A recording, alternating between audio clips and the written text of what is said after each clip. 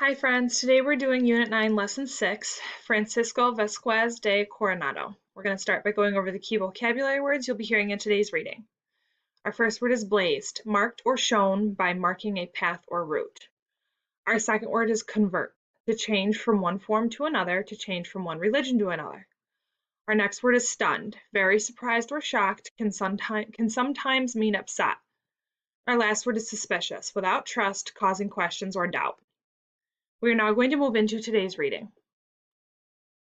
One day in 1536, Don Antonio de Mendoza, viceroy of New Spain, sat in his office in Mexico City listening to a fellow Spaniard, Alvar Nuñez, Cabeza de Vaca, tell an astonishing tale.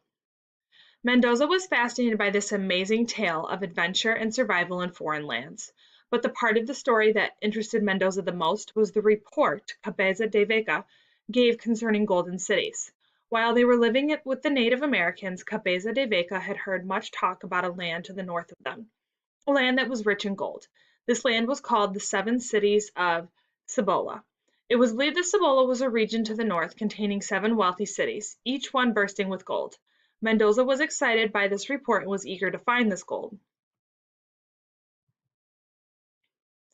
Mendoza decided to find the 7 cities of Cibola. He recruited a French priest named Friar Marcos, in addition a man named Esteban, a slave who traveled with Cabeza de Vaca, and who, along with de Vaca, survived the Narvaez expedition, was recruited to go along as a guide and translator on their investigative travels north.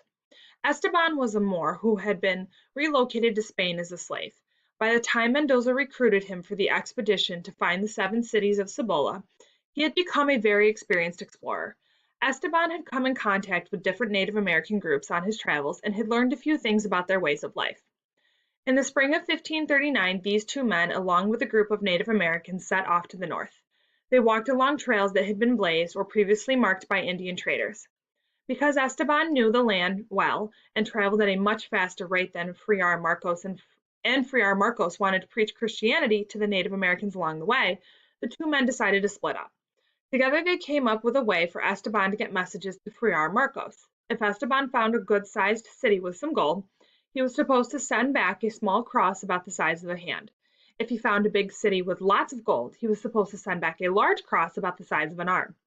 If he found a huge city and a very large amount of gold, he was supposed to send back an even larger cross. After spending a few days scouting the area, Esteban sent Friar Marcos a cross the size of a man, indicating that Esteban either knew or suspected the existence of large cities with great quantities of gold. Friar Marcos was stunned or very surprised as he continued to follow Esteban's path. Friar Marcos followed Esteban's footsteps for several days until the messengers brought him disturbing news. The messengers told Friar Marcos that Esteban had been killed in a pueblo called Hueca, which was thought to be one of the cities of Cibola. The area known as Hueca is in present-day New Mexico. Esteban had presented himself to the Zuni of Hueca as a great medicine man and healer. The village elders in the pueblo were suspicious of Esteban and killed him. When Friar Marcos heard that Esteban had been killed, he decided it wasn't safe to go into Hueco because if he were killed, no one would know about their discovery of gold. Friar Marcos went back to Mexico, with only having seen the town of Hueco from a distance. He told the Spanish about their journey and about the large cross Esteban sent back, indicating the existence of large cities with great quantities of gold. The Spanish listened closely. They asked Friar Marcos if he had seen the golden cities of Cibola. Friar Marcos said he did. He told the Spaniards that Hueco was bigger and richer than Tenochtitlan, the capital of the Aztec Empire. Friar Marcos was convinced that the truth behind Esteban's message of the large cross. Friar Marcos led the Spanish into believing he had really seen the city. When the Spaniards heard this, they believed that the city Esteban and Friar Marcos had seen might be El Dorado, the golden one. They had heard about from many native peoples, but had never been able to find. Soon all the conquistadors in Mexico hoped for the chance to explore and conquer this land of wealth. In the end, Mendoza appointed a young man named Francisco Vasquez de Coronado to lead an expedition to Cibola. In February of 1540, Coronado assembled his expedition in the town of Compostela in northern Mexico. Coronado wore bright, gilded armor. He recruited 337 Spanish soldiers, 220 of whom rode on horses. Also on the expedition were 700 Indian slaves who would serve the Spaniards and take care of large herds of sheep and cattle that would be marching with the men. There were also priests and a few women on this expedition. One of the priests was Friar Marcos. Everyone was excited about getting rich from the gold they would find in Cibola. Coronado and his men marched north through the hot, dry lands of northern Mexico, covering 10 to 15 miles a day. When they came to rivers, they built makeshift rafts and used them to ferry themselves and their animals across. They saw some small pueblos, but seeing that the Native Americans had no gold, Coronado and his men pressed on, crossing bush and desert and entering into what is now the United States.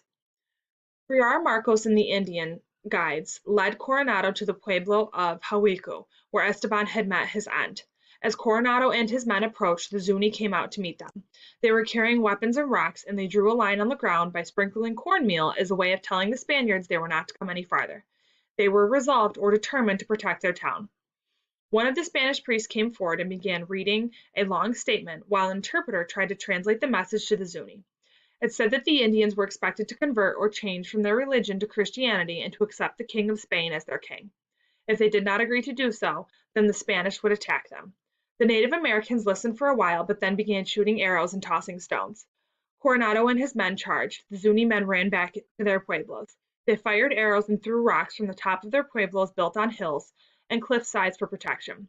Coronado was hit by a big rock. Then a second rock struck his helmet and knocked him off his horse. He lay on the ground unconscious while his men carried on the battle. Coronado's men did, in the end, win the battle.